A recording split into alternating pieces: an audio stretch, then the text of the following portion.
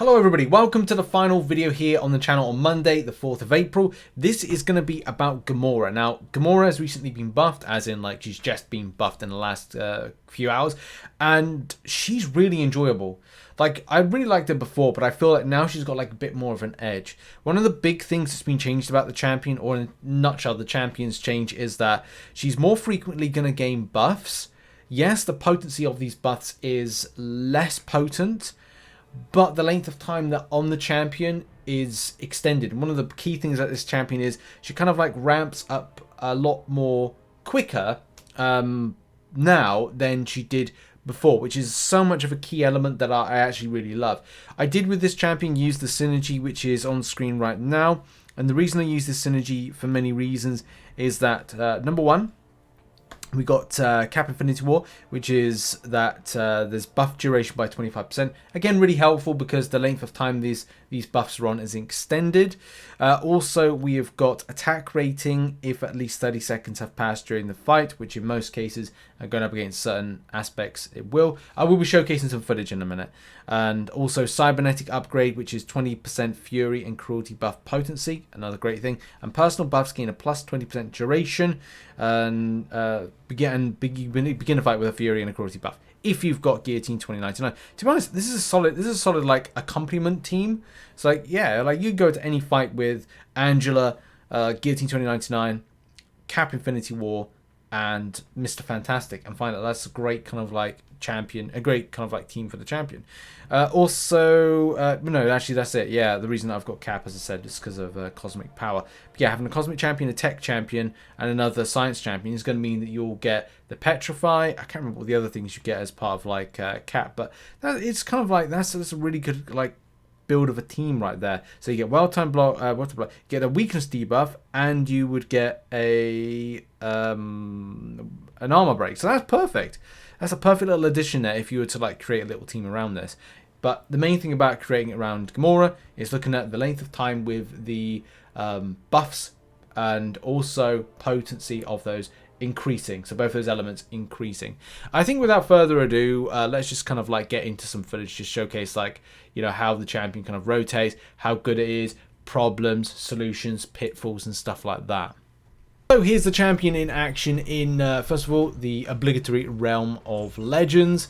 The main thing to really like say with this is it's all about the build. So that's what the main things. Like, first of all, with the mediums and the lights, it is a case that the potency, or not the potency, but the increase in chance is 65% for mediums, and light attacks is 65% as well, to get this fury respectively and get the cruelty respectively. Max of 25 stacks. And once you've got those 25 stacks, and we'll be going from the Realm of Legends through to the Star-Lord in the Star-Lord in the Labyrinth of Legends fight in a minute, which is going to showcase like, you know, the build up of that. The great thing about doing Realm of Legends is you can see the rotation of heavy attack, and the heavy attack for the champion is still refreshes the duration of all personal buffs, which I guess this is where the synergy comes into play, because you spend a lot of time just like focusing on stuff, and you're like, okay, well, you need to kind of build.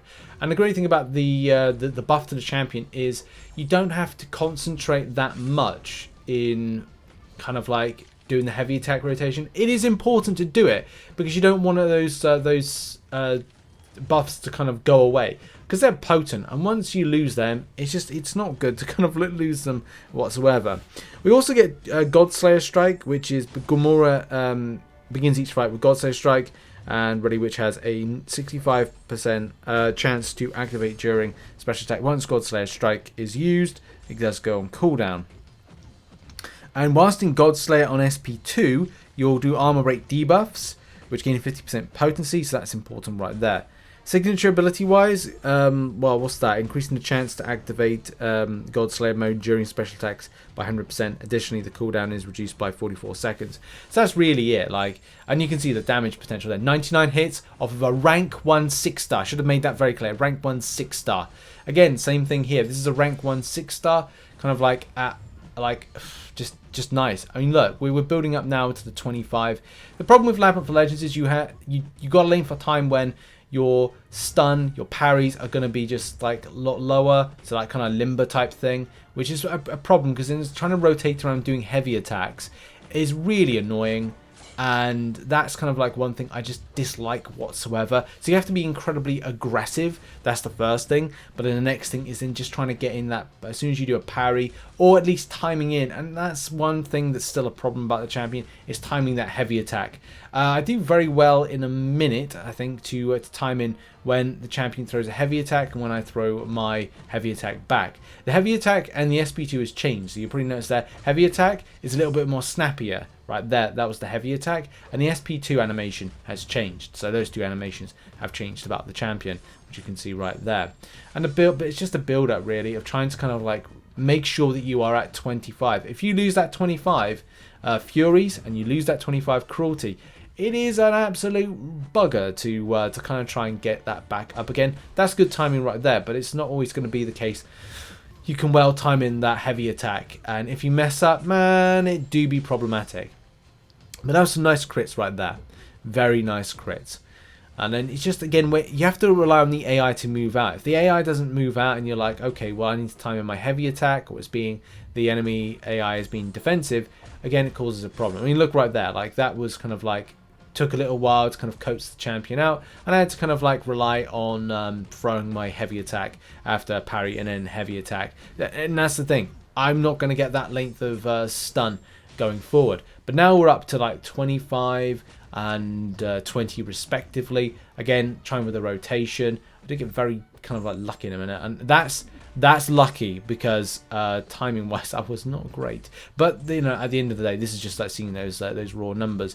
And I'm gonna cut this in a second because it's just the case the fight just does go on quite long. But now we're at the point of the business end of 24, 25 Cruelty, 25 Fury. This is the max you can get.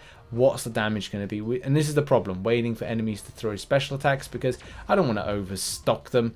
In any case, get lucky there with the evade, do that, which is not so great, and then it all kind of goes off. So there you go. Like, that's just the thing. It's good when it's good, but then, you know, going into certain subjects or times where you can't rotate around, or there's a risk of you losing, is still there. But still, a lot of fun and a great amount of damage that you can get. And also, if you saw, it was a 58,000 SP2 with 20 of the Cruelty and 25 of the Fury. So I'm sure that like down the line, you know, we're going to see some more. And I would love to rank 3 or at least rank 4 maybe one day this champion. Definitely a strong contender for a rank 3 6-star champion, but not for me at the moment. I've got other champions that I'm looking at to rank up. But there we go. That has been the video. Thank you very much for watching. What's your thoughts on Gamora the Buff? Also check out some other content which is located on screen right now.